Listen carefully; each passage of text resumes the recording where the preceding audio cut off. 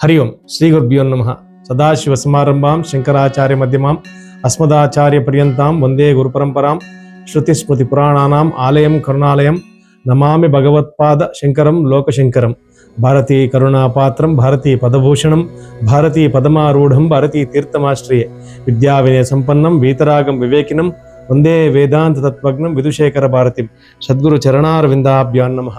ಶ್ರೀರಾಮಚಂದ್ರ ಪರಬ್ರಹ್ಮಣೇ ನಮಃ. ಪವನಸುತ ಹನುಮಂತನೇ ನಮಃ. ಎಲ್ಲ ಬಂಧುಗಳೇ, ಕಳೆದ 7 ದಿನಗಳಿಂದ ನಾವು ರಾಮಾಯಣ ಅಂತರ್ಗತವಾದಂತಹ ಸುಂದರಕಾಂಡವನ್ನು ಒಂದಿಷ್ಟು ನಮಗೆ ಅರ್ಥವಾದಷ್ಟನ್ನು ನಾವು ಚಿಂತನೆ ಮಾಡ್ತಾ ಹೋಗಿದ್ದೇವೆ. ವಿಶೇಷವಾದಂಥ ಶ್ಲೋಕಗಳು, ವಿಶೇಷವಾದಂತಹ ಸೂಕ್ಷ್ಮತೆಗಳು, ವಿಶೇಷವಾದಂತಹ ಪಾರಾಯಣಕರ್ತನಿಗೆ ಕೊಡಬೇಕಾದಂತಹ ಎಲ್ಲ ರೀತಿಯಾದಂತಹ ಫಲ ಸಿಗುತ್ತೆ ಅಂತ ಹೇಳಿರುವಂತಹ ಈ ಒಂದು ಸುಂದರಕಾಂಡವನ್ನು ನಾವೆಲ್ಲ ಆಲಿಸ್ತಾ ಇದ್ದೇವೆ. ನೀವು ನೀಡ್ತಾ ಇರುವಂತಹ ಅದ್ಭುತವಾದಂತಹ ಪ್ರೋತ್ಸಾಹಕ್ಕೆ ನಾವು ನಿಮಗೆ ಚಿರಋಣಿಯಾಗಿದ್ದೇವೆ. ನಮ್ಮ ಚಾನಲ್ನ ಸಬ್ಸ್ಕ್ರೈಬ್ ಮಾಡಿ, ಈ ಒಂದು ವಿಡಿಯೋನ ಶೇರ್ ಮಾಡಿ ಮತ್ತು ಲೈಕ್ ಮಾಡಿ, ಜೊತೆಗೆ ತಾವು ತಮ್ಮ ಅನಿಸಿಕೆಯನ್ನು ಈ ಒಂದು ವಿಡಿಯೋದ ಕೆಳಗಡೆ ಕಾಮೆಂಟ್ ಮಾಡಿ ನಮಗೆ ತಿಳಿಸ್ಬೇಕು ಅಂತ ವಿಶೇಷವಾಗಿ ಕೋರುತ್ತಾ, ನಿನ್ನೆವರೆಗೂ ನಡೆದಂತಹ ಒಂದು ಯುದ್ಧದಲ್ಲಿ ಹನುಮಂತ ಅನೇಕರನ್ನು ಕೊಂದು ಹಾಕಿ ಕೊನೆಗೆ ರಾವಣಾಧೀಶ್ವರ ಲಂಕಾಧೀಶ್ವರ ರಾವಣನ ಸೇನಾಧಿಪತಿಗಳನ್ನು, ಅತಿ ಕ್ರೂರರಾದಂತಹ ರಾಕ್ಷಸರನ್ನು ಕೊಂದು ಹಾಕ್ತಾರೆ. ಅಲ್ಲಿಂದ ಮುಂದುವರೆದು ಈ ವಿಷಯ ಪರಾಕ್ರಮಿಯಾದಂತಹ ಅಥವಾ ಲಂಕಾಧೀಶನಿಗೆ ಈ ವಿಷಯ ತಲುಪುತ್ತೆ. ಏನು ನಡೀತಾ ಇದೆ, ಸೈನ್ಯವನ್ನು ಸಂಗ್ರಾಮದಲ್ಲಿ ಸಂಹರಿಸಿ ಈ ರೀತಿಯಾಗಿ ಆಗ್ತಾ ಇದೆಯಲ್ಲ, ಯಾರಿರಬಹುದು ಈ ವಾನರ? ಮೃತ್ಯುದೇವತೆಯಂತೆ ಬಂದು ನಮ್ಮ ಮೇಲೆ ಎರಗಿದ್ದಾನಲ್ವಾ? ಒಬ್ಬನು ಒಬ್ಬಂಟಿಯಾಗಿ ಬಂದು ಈ ರೀತಿಯಾದಂತಹ ಕ್ಲಿಷ್ಟಕರವಾದಂತಹ ಒಂದು ಮಹಾನ್ ಹೋರಾಟವನ್ನು ಮಾಡ್ತಾ ಇದ್ದಾನಲ್ಲ ಅಂತ ಚಿಂತನೆ ನಡೆಸಿ ಕೊನೆಗೆ ಆ ರಾವಣನ ಮಗನಾದಂತಹ ಅಕ್ಷಕುಮಾರನನ್ನ ಈ ಒಂದು ಹನುಮಂತನನ್ನ ಬಂಧನ ಮಾಡ್ಕೊಂಡು ಬಾ ಅಂತ ಹೇಳಿ ಆಜ್ಞಾಪಿಸ್ತಾರೆ.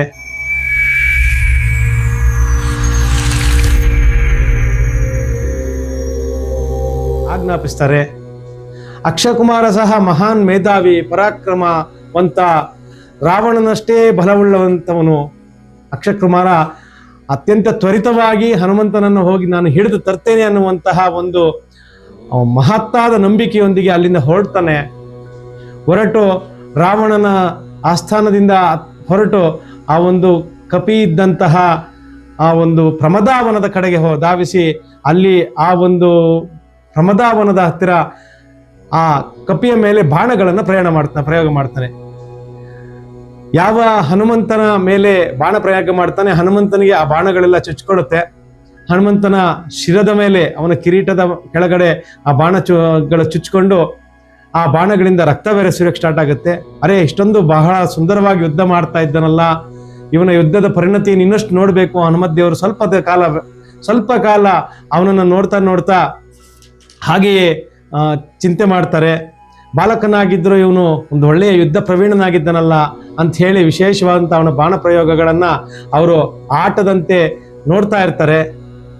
ಒಂದು ಒಳ್ಳೆಯ ಸೊಗಸಾದಂತಹ ಒಂದು ಆಟ ನಡೀತಾ ಇದೆ ಅಂತ ಹೇಳಿ ಅವರಿಗನ್ಸಿ ಅವರು ಆಕಾಶದಲ್ಲಿ ಇತ್ತಿಂದ ಅತ್ತ ಮೋಡಗಳ ಜೊತೆಯಲ್ಲಿ ಓಡಾಡ್ತಾ ಇರ್ತಾರೆ. ಇವೆಲ್ಲ ನೋಡ್ತಾ ಅವರಿಗೆ ಒಂದ್ಸರ್ತಿ ಅನ್ಸುತ್ತೆ, ಇದು ಸಾಕು, ಇನ್ನು ಇವನನ್ನ ಮುಗಿಸ್ಬೇಕು ಅಂತ ಅಂದ್ಕೊಂಡು ಬಲವಾದಂತಹ ತಮ್ಮ ಮುಷ್ಟಿಯೊಂದಿಗೆ ಆಕಾಶದಲ್ಲಿದ್ದಂಥ ಅವನ ರಥದ ಕುದುರೆಗಳನ್ನು ತಟ್ತಾರೆ. ರಥದ ಕುದುರೆಗಳೆಲ್ಲವೂ ಧೂಳಿಪಟವಾಗ್ತದೆ. ಅದಾದ ನಂತರ ಅವನ ರಥವನ್ನ ಮುರಿದು ಹಾಕ್ತಾರೆ. ಆಕಾಶದಿಂದ ಕೆಳಗೆ ಬಿದ್ದಂತ ಅವನು ಮತ್ತೆ ತನ್ನ ಪರಾಕ್ರಮ ತೋರಿಸ್ತಾ ಇದ್ರೆ ಅವನನ್ನ ಆಕಾಶದ ಎತ್ತರಕ್ಕೆ ತೆಕ್ಕೊಂಡೋಗಿ ಬೃಹದಾಕಾರದ ಶರೀರದಲ್ಲಿದ್ದಂತಹ ಹನುಮದ್ದೇವರು ಗರಗರನೆ ಸುತ್ತಿ ಅಕ್ಷಕುಮಾರನನ್ನ ನೆಲಕ್ಕೆ ಕುಟ್ತಾರೆ. ಅವನು ಹುಣಸೆ ಹಣ್ಣಾದಂಗೆ ಆಗ್ಬಿಡ್ತಾನೆ. ಕೊನೆಗೆ ಅಕ್ಷಕುಮಾರ ಅಸುನೀಗಿದ ಅಂತ ಹೇಳಿ ರಾವಣನಿಗೆ ಸಮಾಧಾನ ಹೋಗ್ತದೆ. ಏನಿದು, ಇಂದ್ರಾದಿ ಎಲ್ಲ ದೇವತೆಗಳು ಹೆಚ್ಚಾಗಿ ಅಚ್ಚರಿ ಪಡುವಂತಹ ಅಭಿಮಾನಪೂರ್ವಕವಾದಂತಹ ದೃಷ್ಟಿಯಿಂದ ಇದನ್ನು ವೀಕ್ಷಿಸಿದ್ರು.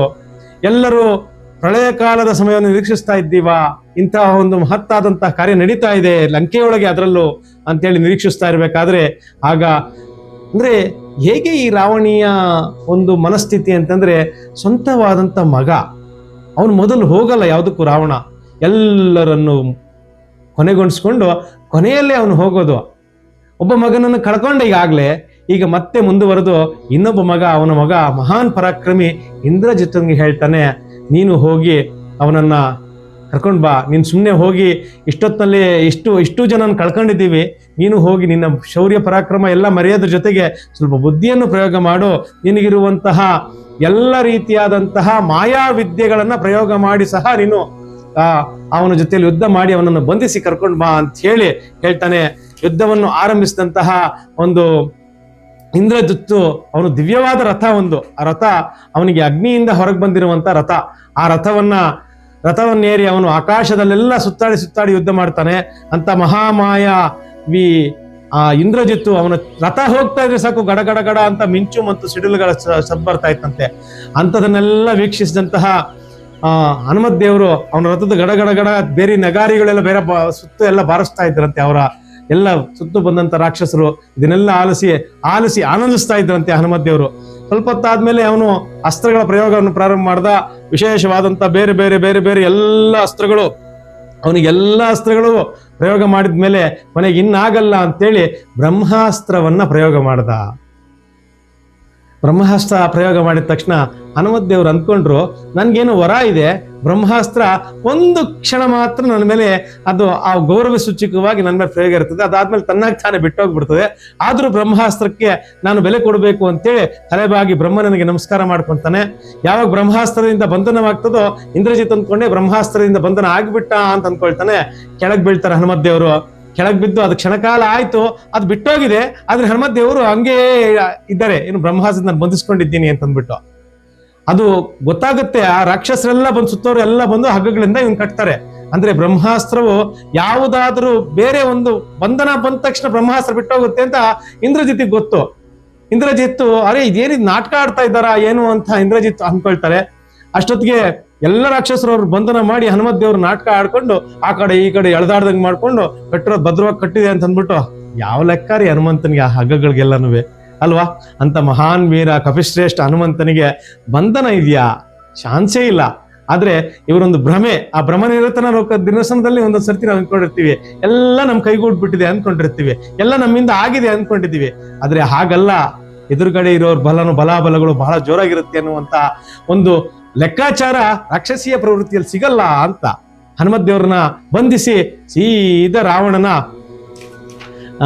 ಒಂದು ಅರಮನೆಯ ಮುಂದೆ ನಿಲ್ಲಿಸ್ತಾರೆ. ಹೇಳ್ತಾರೆ, ಇದೋ ಆ ಕಪಿ ಬಂದಿದೆ, ಎಳ್ಕೊಂಬಂದಿದ್ದೀನಿ ನೋಡು ಅಂತ ಹೇಳಿ ಹೇಳ್ತಾನೆ. ಕೊನೆಗೆ ಹೇಳ್ತಾರೆ ಎಲ್ಲ ಅಲ್ಲಿ ನಿಂತಿದ್ದವರೆಲ್ಲನೂ, ಓ ಹಿಡೀರಿ ಅವನ್ನ, ಸುಟ್ಟಾಕ್ರಿ, ಒಂದ್ ಹಾಕ್ಬಿಡ್ರಿ, ಅವನ್ನ ಕತ್ತರಿಸಾಕ್ಬಿಡ್ರಿ ಅಂತೆಲ್ಲ ಹೇಳ್ತಾ ಇರ್ತಾರೆ. ಹನುಮತ್ ದೇವ್ರು ಒಳಗಡೆ ನಗ್ತಾ ಇರ್ತಾರೆ. ಅರೆ ಎಷ್ಟೊಂದು ಇವರೆಲ್ಲ ನಾಟಕಗಳು ಆಡ್ತಾ ಇದ್ದಾರೆ, ಎಷ್ಟೊಂದು ಚೇಷ್ಟೆಗಳಾಗ್ಬಿಟ್ಟಿದ್ದಾರೆ. ಯಾಕಂದ್ರೆ ಕಟ್ ಹಾಕ್ಬಿಟ್ಟಿದಾರಲ್ಲ, ಕಟ್ ಹಾಕಿದೆ ಅಂತಂದ್ಬಿಟ್ಟು ಇವನು ಬಂಧನದಲ್ಲಾಗಿದ್ದಾನೆ ಅಂತಂದ್ಬಿಟ್ಟು ಸುತ್ತು ಇರೋರೆಲ್ಲ ಅಂದ್ಕೊಳ್ತಾ ಇರ್ತಾರೆ. ಸೊ ಕೊನೆಗೆ ರಾವಣ ಬಂದು ಕುತ್ಕೊಳ್ತಾನೆ. ರಾವಣನ ಪ್ರಭಾವಯುಕ್ತವಾದಂತಹ ಒಂದು ಮುಖವನ್ನು ನೋಡಿ, ಆಹಾ ಎಂತ ತೇಜಸ್ವಿ ಇವನು, ವೇದಾಂತ ಪರಂಗತ ಇವನು, ಪರಮ ಶಿವಭಕ್ತ, ಅವನು ನೊಸಲಿನಲ್ಲಿ ಇರುವಂತಹ ಆ ವಿಭೂತಿ ಅದೇ ಸೂಚಿಸುತ್ತೆ ಇವನ ಶಿವಭಕ್ತಿಯನ್ನ. ಆದ್ರೆ ಮಾನಸಿಕ ಅಂಧಕಾರ ಅಂತ ಕರಿತೀವಿ. ಆ ಮಾನಸಿಕ ಅಂಧಕಾರ ಅವನನ್ನ ಪಂಚಭೂತಗಳನ್ನ ಅಥವಾ ಪಂಚೇಂದ್ರಿಯಗಳನ್ನ ಹಿಡಿತದಲ್ಲಿ ಇಟ್ಕೊಳ್ಳುವಂತಹ ಒಂದು ಸೌಜನ್ಯ ಅವನಿಗೆ ಇರೋದಿಲ್ಲ.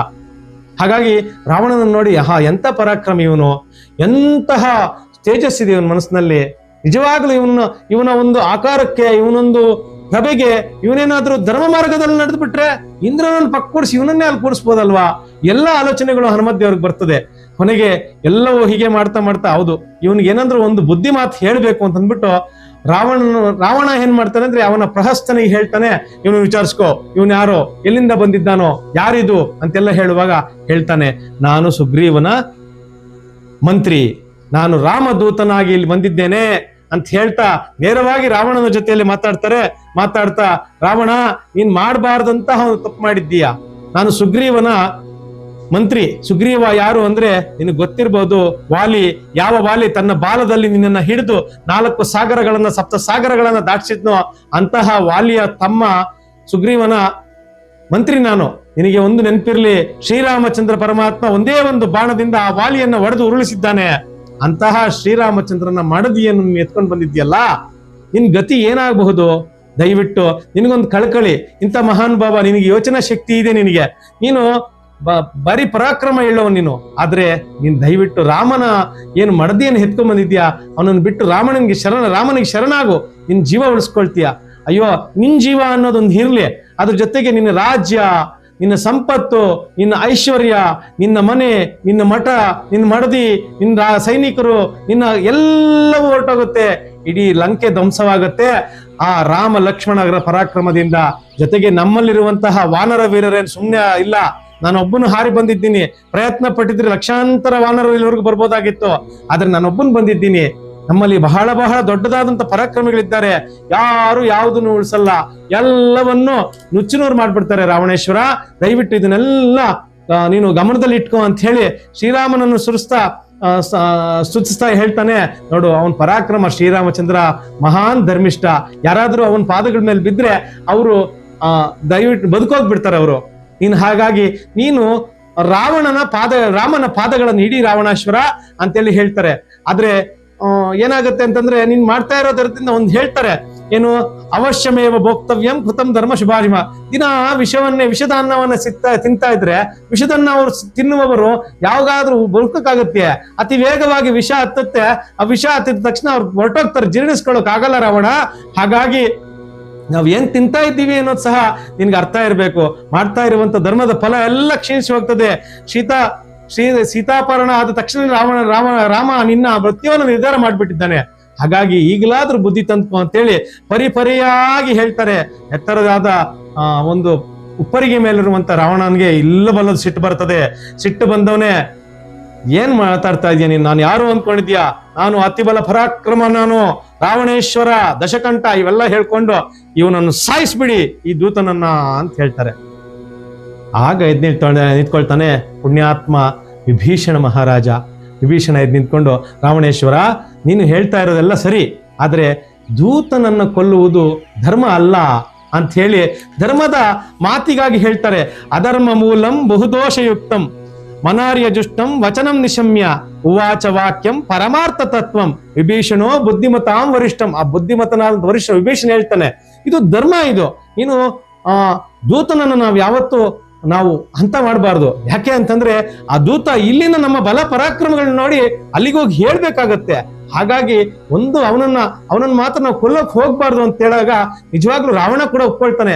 ಹೌದು ವಿಭೀಷಣ, ಇಷ್ಟು ದಿನಕ್ಕೆ ಒಂದು ಒಳ್ಳೆಯ ವಾಕ್ಯವನ್ನು ನೀನು ಹೇಳಿದ್ದೀಯಾ ಅಂತ ಹೇಳ್ತಾರೆ. ಒಂದ್ ಕೆಲಸ ಮಾಡ್ರಿ, ನಾವು ದೂತನನ್ನು ಕೊಲ್ಲಬಾರ್ದು, ಅವ್ನಿಗೆ ಯಾವ್ದಾದ್ರು ಒಂದು ಅಂಗವನ್ನ ಹೂನ ಮಾಡ್ಬೋದು, ಅದಕ್ಕೆ ಪರ್ಮಿಷನ್ ಇದೆ ಅಂತ ಹೇಳಿ ಅವನೇ ಒಂದು ವೇದಾಂತವನ್ನು ಹೇಳ್ತಾ, ಎಂತಹ ವೇದಾಂತಗಳನ್ನ ಹೇಳ್ತಾನೆ ರಾವಣ ಅಂತಂದ್ರೆ, ಅದು ಸರಿಯಾಗಿ ನಿಂತವ್ರು ಯಾರನ್ನ ಎದುರು ನಿಂತಿರೋರು ಸರಿ ಇಲ್ಲ ಅಂದ್ರೆ, ಹೌದು ಇವನು ಹೇಳ್ತಾ ಇರೋದು ನಿಜ ನೀನು ಅನ್ಕೋಬೇಕು. ಸಾಕಷ್ಟು ಜನ ಇಂಥವ್ರು ಈಗ ಸಮಾಜದಲ್ಲಿ ಸಾಕಷ್ಟು ಜನ ಸಿಕ್ಕೊಳ್ತಾರೆ. ಅವ್ರು ಹೇಳೋದೆಲ್ಲ ಕೆಟ್ಟವೆ, ಆದ್ರೆ ಅವ್ರು ಎದುರಿರೋರಿಗೆ ಹೇಗೆ ಕನ್ವಿನ್ಸ್ ಮಾಡ್ತಾರೆ ಅಂದ್ರೆ, ಹೌದೇನೋ ಇವ್ರು ಹೇಳ್ತಾ ಇರೋದು ನಿಜನೇನೋ ಅಂತಂದ್ಬಿಟ್ಟು ಭಾವನೆ ನೋಡ್ಬೇಕು ನಮ್ಗೆ. ಆ ರೀತಿಯಾಗಿ ಹೇಳ್ಕೊಂತ ಹೋಗ್ತಾರೆ. ಸುಂದರಕಾಂಡ ಇವೆಲ್ಲವನ್ನು ನಮಗೆ ವಿವರಿಸ್ತಾ ಹೋಗ್ತದೆ. ಶಕ್ತಿಗಳು, ಬಲಗಳು, ಪರಾಕ್ರಮಗಳು ಇವೆಲ್ಲವೂ ಸಹ ಧರ್ಮದ ಜೊತೆಯಲ್ಲಿದ್ದಾಗ ಮಾತ್ರ ಕೆಲಸ ಮಾಡ್ತದೆ. ಧರ್ಮ ಇದ್ದಾಗ ಯಾವುದು ನಮ್ಗೆ ಹಿಂದೆ ಬರೋಲ್ಲ ಅಂತೇಳಿ ಬಹಳ ಸ್ಪಷ್ಟವಾಗಿ ನಮಗೆ ತೋರಿಸ್ಕೊಡ್ತದೆ. ಹಾಗಾಗಿ ಆಂಜನೇಯನಿಗೆ ಏನಾದ್ರೂ ಅಂಗವನ್ನು ಮಾಡ್ಬೇಕು ಅನ್ನುವಾಗ ಹೇಳ್ತಾನೆ, ಕೋತಿಗೆ ಬಾಲ ಅಂದ್ರೆ ಬಹಳ ಮುಖ್ಯವಾದದ್ದು. ಆ ಬಾಲದ ಜೊತೆಯಲ್ಲಿ ತುಂಬಾ ಚೆಲ್ಲಾಟ ಆಟಗಳನ್ನ ಆಡ್ತಾರೆ. ಆ ಬಾಲಕ್ಕೆ ಬೆಂಕಿ ಹಚ್ಚ್ರಿ ಅಂತ ಹೇಳ್ತಾನೆ. ಸೊ ಎಲ್ಲ ಸೈನಿಕರು ಒಂದಾಗ್ತಾರೆ. ಬಾಲಕ್ಕೆ ಕಟ್ಟಿಗೆಗಳನ್ನು ಸುತ್ತಿ ಎಣ್ಣೆ ಹಾಕಿರುವಂತ ಹಗ್ಗವನ್ನ, ಬಟ್ಟೆಗಳನ್ನ ಸುತ್ತೋಕ್ ಪ್ರಯತ್ನ ಮಾಡ್ತಾರೆ. ಹಾಗ ಬಾಲ ಬೆಳೀತಾ ಹೋಗ್ತದೆ. ಸುತ್ತಿದಷ್ಟು ಎಲ್ಲ ಸುತ್ಕೊಂಡು ಕೊನೆಗೆ ಬಾಲಕ್ಕೆ ಬೆಂಕಿಯನ್ನು ಹಚ್ತಾರೆ. ಹನುಮತ್ ದೇವರನ್ನ ಯಾವಾಗ ಕೋತಿಗೆ ಬೆಂಕಿ ಹಚ್ತದೆ ಬಾಲಕ್ಕೆ ಅಂದ್ರೆ, ಆ ಊರ್ನವರೆಲ್ಲ ಸೇರ್ಕೊಂಡ್ಬಿಡ್ತಾರೆ. ಅರೆ, ಈಗಿನ ಸಮಾಜದಲ್ಲಿ ನಾವು ನೋಡ್ಬೋದು ಇದನ್ನ. ಸಾಕಷ್ಟು ಕೆಟ್ಟದ್ ನಡೀತಾ ಇದ್ರು ವಿಡಿಯೋ ಮಾಡ್ತಾ ಇರ್ತಾರೆ. ಅದನ್ನ ಯಾರೋ ಒಬ್ಬ ಕೆಳಗ್ ಬಿದ್ದು ಸಾಯ್ತಾ ಇರ್ತಾನೆ, ಅದನ್ನ ವಿಡಿಯೋ ಮಾಡೋ ಪ್ರಯತ್ನ ಮಾಡ್ತಾರೆ. ಅದೇ ನಡೆದಿರ್ಬೋದೇನೋ. ಆಗ ಎಲ್ಲ ಲಂಕೆಯ ಪ್ರಜೆಗಳು ಸೇರ್ಬಿಟ್ಟಿದ್ದಾರೆ. ಎಲ್ಲ ಸೇರ್ಬಿಟ್ಟು ನೋಡ್ತಾ ಇದ್ದಾರೆ. ಇವನು ಹಾರ್ಕೊಂಡ್ ಬಂದವನು ಕೋತಿ ಅಂತ ಹೇಳಿ ಸೇರಿಸ್ಕೊಂಡು ಅವ್ರ ಕೋತಿಯನ್ನ ಹೊರಗಡೆಯಿಂದ ಎಳ್ಕೊಂಡ್ ಬರ್ತಾರೆ. ಎಳ್ಕೊಂಡ್ ಬಂದು ಲಂಕೆಯ ನಗರದ ಪ್ರಮುಖ ಬೀದಿಗಳಲ್ಲೆಲ್ಲ ಓಡಾಡಿಸ್ತಾರೆ. ಬಾಲಕ್ಕೆ ಬೆಂಕಿಯನ್ನು ಹಚ್ತಾರೆ. ಈ ವಿಷಯ ಸೀತಾಮಾತೆಗೆ ಗೊತ್ತಾಗುತ್ತೆ. ಸೀತಾಮಾತೆ ನೊಂದ್ಕೊಳ್ತಾಳೆ. ಅಲ್ಲೆಲ್ಲೇ ನಮ್ಮ ಹನುಮಂತನ ಬಾಲಕ್ ಬೆಂಕಿ ಹಚ್ಚಿದ್ದಾರ ಅಂತೇಳಿ ನಾನು ನಿಜವಾದ ಪತಿವ್ರತೆಯ ಆದ್ರೆ ಶ್ರೀರಾಮಚಂದ್ರನೇ ನನ್ನ ಮನಸ್ಸಿನಲ್ಲಿದ್ರೆ ಅವನ ಬಾಲಕ್ಕೆ ಇಟ್ಟಿರುವ ಬೆಂಕಿ ಅವನಿಗೆ ಯಾವುದೇ ಘಾಸಿಗೊಡಿಸದೇ ಇರ್ಲಿ ಅಂತೇಳಿ ಪ್ರಾರ್ಥನೆ ಮಾಡ್ತಾಳೆ. ಹನುಮಂತನ ಬಾಲದಲ್ಲಿರೋ ಬೆಂಕಿ ತಣ್ಣಗೆ ಯಾರೋ ಐಸ್ಗಡ್ಡೆ ಇಟ್ಟದಂಗೆ ಆಗ್ತದೆ. ನೋಡಿ ಹೇಗೆ ಅಂದ್ರೆ ತಾಯಿಯ ಕೃಪಾ ಕಟಾಕ್ಷ ಒಂದಿದ್ದರೆ ಸಾಕು, ಎಲ್ಲವೂ ಮೀರಿ ಜಯಿಸಬಹುದು ಅಂತ. ಆ ತಾಯಿ ಕೃಪಾ ಕಟಾಕ್ಷ ಇದ್ದಾಗ ಯಾರು ಏನು ಮಾಡೋಕ್ಕಾಗಲ್ಲ. ಅದಕ್ಕೆ ಸದಾ ಕಾಲ ನಾವು ಆ ತಾಯಿಯ ನೆನೆಸ್ತಾ ಇರ್ಬೇಕು. ಸರ್ವಸ್ವರೂಪೆ ಸರ್ವೇಶಿ ಸರ್ವಶಕ್ತಿ ಸಮನ್ವಿತೆ, ಎಲ್ಲವೂ ಅವಳೇ ನಮಗೆ. ಹಾಗಾಗಿ ಆ ತಾಯಿ ನೆನೆಸ್ತಾ ಇರ್ಬೇಕು. ಆ ತಾಯಿಯಲ್ಲಿ ಪ್ರಾರ್ಥನೆ ಮಾಡಿದ ತಕ್ಷಣನೇ ಹನುಮಂತನ ಬಾಲ ತಣ್ಣಗಿರುತ್ತೆ. ಅವನು ಅನ್ಕೊಳ್ತಾನೆ, ನನ್ನ ಬಾಲಕ್ ಬೆಂಕಿ ಹಚ್ಚಿದ್ದೀರಾ, ನೋಡಿ ನಾನು ತೋರಿಸ್ತೀನಿ, ನನ್ನ ಪರಾಕ್ರಮನ ತೋರಿಸ್ಬೇಕಲ್ಲ ಅಂತ ದಡಾರ್ ಅಂತ ಆಕಾಶಕ್ಕೆ ನೆಗಿತಾನೆ. ಹೋಗ್ತಾ ಹೋಗ್ತಾ ಹೋಗ್ತಾ ಅವನ ಎಲ್ಲ ಪ್ರಾಸಾದಗಳಿಗೆ, ಎಲ್ಲಿ ಜಂಬುಮಾಲಿಯ ಮನೆಯನ್ನ ಮೊದಲುಕೊಂಡು ರಾವಣನ ಮಂತ್ರಿಗಳು, ಅವರ ಪ್ರಮುಖ ರಾಕ್ಷಸರು ಎಲ್ಲರ ಮನೆಗಳಿಗೂ ಬೆಂಕಿ ಹಚ್ಚಿಬಿಟ್ಟು ಹೋಗ್ಬಿಡ್ತಾನೆ. ಇಡೀ ಲಂಕಾನಗರಿ ಒಂದು ಬೆಂಕಿಯ ಉಂಡಿಯಾಗಿ ನಡೀತಾ ಇರುತ್ತೆ. ಒಂದು ವಿಭೀಷಣನ ಪ್ರಾಸಾದ ಅಂದ್ರೆ ಅವನ ಮನೆಯನ್ನು ಬಿಟ್ಟು ಉಳಿದ ಎಲ್ಲ ನಗರಕ್ಕೂ ಬೆಂಕಿಯನ್ನು ಹಚ್ಚಿ ಇಡೀ ನಗರ ಬೆಂಕಿಯನ್ನು ಹುರಿತಾ ಇದ್ರೆ ಅವನು ಹೋಗಿ ತ್ರಿಕೂಟ ಪರ್ವತದ ಮೇಲೆ ಕುತ್ಕೊಳ್ತಾನೆ ಅನ್ನೋದ್ಲಿಗೆ ಇವತ್ತು ಒಂದು ಮಂಗಳಕರವಾದಂತಹ, ನಿಜವಾಗ್ಲೂ ಲಂಕೆಯನ್ನ ದಹನ ಮಾಡದಂತಹ ಕಪೀಶ್ವರನ ಮಹಾಪರಾಕ್ರಮವನ್ನು ಅನ್ನಿಸ್ತಾ ಇವತ್ತಿನ ಒಂದು ಸಂಚಿಕೆಯನ್ನು ಮುಗಿಸೋಣ. ನಾವು 8ನೇ ದಿನಕ್ಕಿದ್ದೀವಿ. ನಾಳೆ 9ನೇ ದಿನ ಆಗಿರೋದ್ರಿಂದ ನಾಳೆ 9ನೇ ದಿನ ಈ ಒಂದು ಸುಂದರಕಾಂಡದ ಒಂದು ವಿಶಿಷ್ಟತ್ವಕ್ಕೆ ನಾವು ಮಂಗಳವನ್ನು ಹಾಡ್ತಾ ಇದರ ವಿಶೇಷತೆಯನ್ನು ತಮಗೆ ತಿಳಿಸ್ಲಿಕ್ಕೆ ಪ್ರಯತ್ನ ಪಡ್ತೀನಿ. ನಿಮ್ಮ ಒಂದು ಸಹಕಾರಕ್ಕೆ ಆಭಾರಿಯಾಗಿದ್ದೀವಿ. ದಯವಿಟ್ಟು ಈ ವಿಡಿಯೋನ ಶೇರ್ ಮಾಡಿ, ಸಬ್ಸ್ಕ್ರೈಬ್ ಮಾಡಿ, ಚಾನಲ್ನ ಲೈಕ್ ಮಾಡಿ. ಯಾವುದಾದ್ರೂ ವಿಷಯಗಳಿದ್ರೆ ಅದನ್ನ ಕಾಮೆಂಟ್ ಮೂಲಕ ನಮಗೆ ತಿಳಿಸುವ ಪ್ರಯತ್ನ ಮಾಡಿದ್ರೆ ಅದನ್ನ ನಾವು ಪಾಲಿಸಲಿಕ್ಕೆ ಪ್ರಯತ್ನ ಪಡ್ತೀವಿ. ಧನ್ಯವಾದಗಳು. ನಮಸ್ಕಾರ.